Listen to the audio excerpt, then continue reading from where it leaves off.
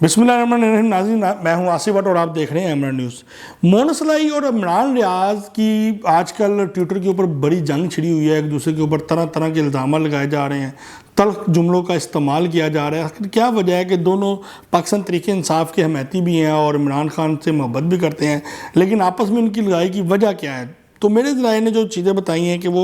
ये हैं कि इमरान रियाज खान जो हैं वो फराह गोगी और जमील तारक गुज्जर साहब जो हैं उनके बड़े करीबी दोस्त भी हैं और उनके ऊपर कोई भी इल्ज़ाम बर्दाश्त नहीं करते, बल्कि उनका कोई काम रोकने की भी कोशिश करे तो वो उसके अंदर मुदाखलत करते हैं। यही वजह है कि मोना सलाई और इमरान रियाज के आपस में झगड़ा की जो बेस बनी है, और इसके साथ साथ कई कामों में जो है पंजाब गवर्नमेंट के फराह गोगी जो थी वो मुदाखलत कर रही थी, और मोना सलाई जो हैं वो उनके कामों को मुसलसल जो है निगरान कर रहे थे, मना कर रहे थे, लेकिन क्या है कि उन्हें काम हम नहीं कर सकते, इससे पाकिस्तान तहरीक इंसाफ की साख को नुकसान होगा, काफ लीग की साख को नुकसान होगा, पीटीआई की साख को नुकसान होगा, इसलिए काम ज़रूरी नहीं है। लेकिन इमरान रियाज खान ने इस हवाले से जब देखा तो पस पर्दे जो जंग थी वो उन्होंने ट्विटर के ऊपर किसी और महाज के ज़रिए आपस में लड़ ली। खैर, ये लड़ाइयाँ सियासतदानों की और सहाफ़ियों की चलती रहती हैं। देखते हैं इसका क्या रिज़ल्ट निकलता है, कब इनकी सुलह होती है, कौन इसमें अपना अहम किरदार अदा करता है।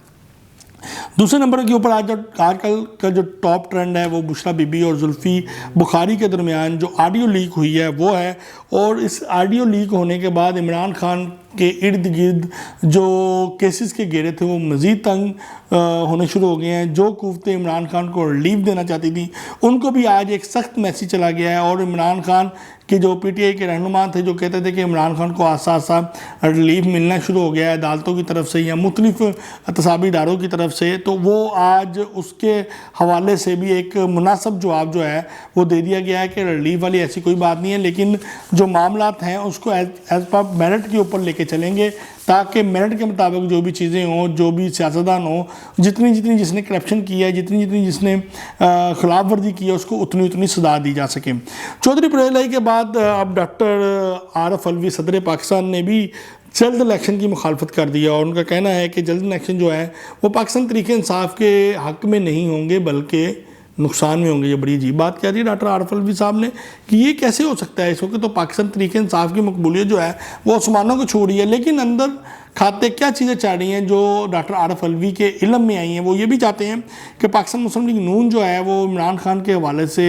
थोड़ा सा नरम रवैया रखे, थोड़ी सी रिलैक्सेशन दे, और हो सकता है कि वो मसाके जमहूरियत पाकिस्तान तहरीक इंसाफ और पाकिस्तान मुस्लिम लीग नून के दरमियान जो मसाके जमहूरियत है उसमें डॉक्टर आरफ अलवी जो है सदर पाकिस्तान अहम किरदार भी अदा कर सकते हैं। इसका जो रिज़ल्ट है वो बहुत जल्दी निकलेगा। और दूसरी जानब पाकिस्तान तहरीक इंसाफ के अहम रहनुमा और उनके जो ज़राए हैं उन्होंने डॉक्टर आरफ अलवी को पाकिस्तान तहरीक इंसाफ का फ़रूक लगारी भी करार देना शुरू कर दिया है। भाई, वो आपके दरमियान रिलैक्सेशन पैदा कर रहे हैं कि जमहूरी अमल को जो है उसको बहाल करने की कोशिश कर रहे हैं, ताकि पाकिस्तान में जमहूरियत जो है वो बहाल हो सके। तो आप अपने ही बंदों के ऊपर, एक तो पीटीआई में ये बड़ी प्रॉब्लम है, जैसे कोई बंदा अच्छा काम करता है या किसी की फेवर करने की कोशिश करता है उसके ऊपर इल्ज़ामात, गाली गलोच और मुख्तलिफ चीज़ों का इस्तेमाल शुरू होता है। अगर ये जमहूरी अमल को सीखना चाहते हैं तो इनको खामोशी और सब्र का दामन हाथ से नहीं छोड़ना चाहिए।